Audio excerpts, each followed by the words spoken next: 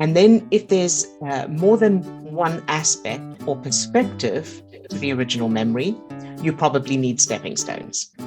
So, for example, if you were bullied in school, and when you told your parents, they didn't believe you, the different aspects and perspectives may be number one, being bullied in the first place, of course. So, feelings of helplessness, fear, maybe anger.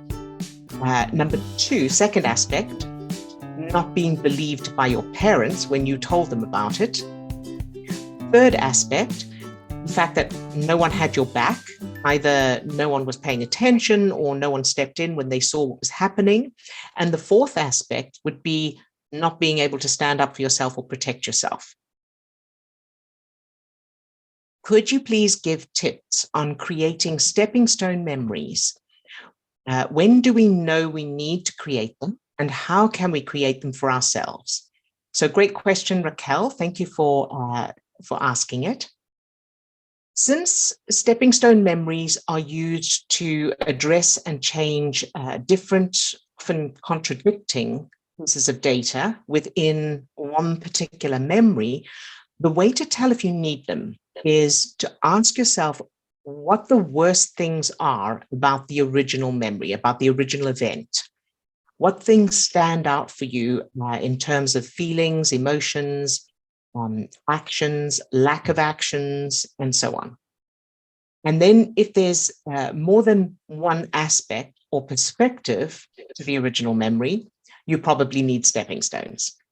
So, for example, if you were bullied in school, and when you told your parents, they didn't believe you, the different aspects and perspectives may be number one, being bullied in the first place, of course. So feelings of helplessness, fear, maybe anger. Number two, second aspect, not being believed by your parents when you told them about it.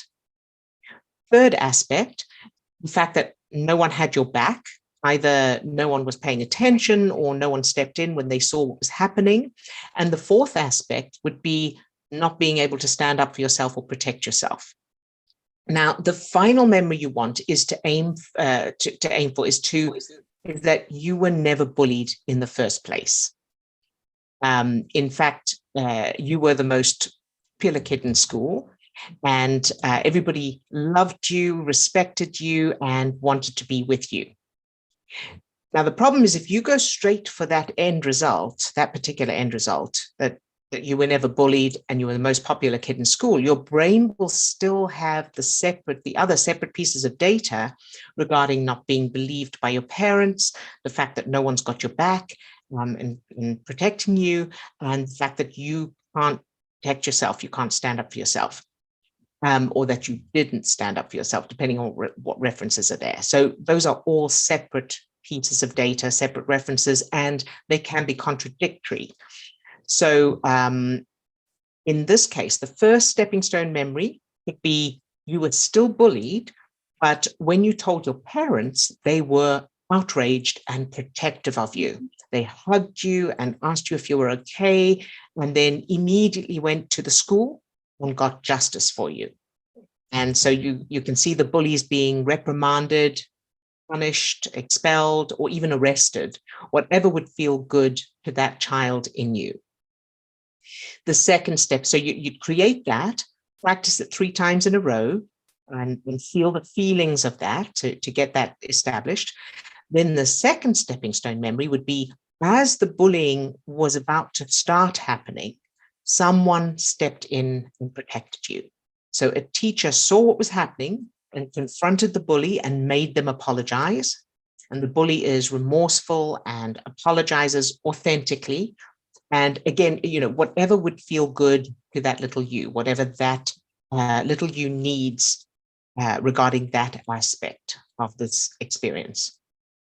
The third stepping stone memory would be you had the power to stand up for and protect yourself.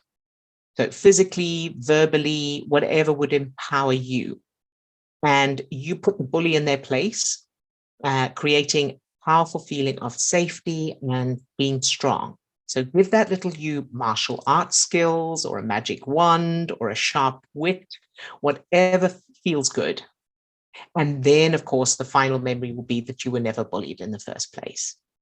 So for each aspect of the memory, ask yourself, what would that little me have liked to have happened at this stage of the experience?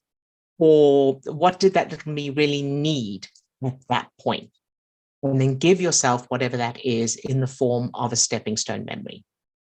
So the full details on stepping stone memories are in chapter 19 of our book, Change What Happened to You, How to Use Neuroscience to Get the Life You Want by Changing Your Negative Childhood Memories. And I'll also put a link in the description of this video to an article that gives all the details on stepping stone memories as well. So I hope that answers your question, Raquel.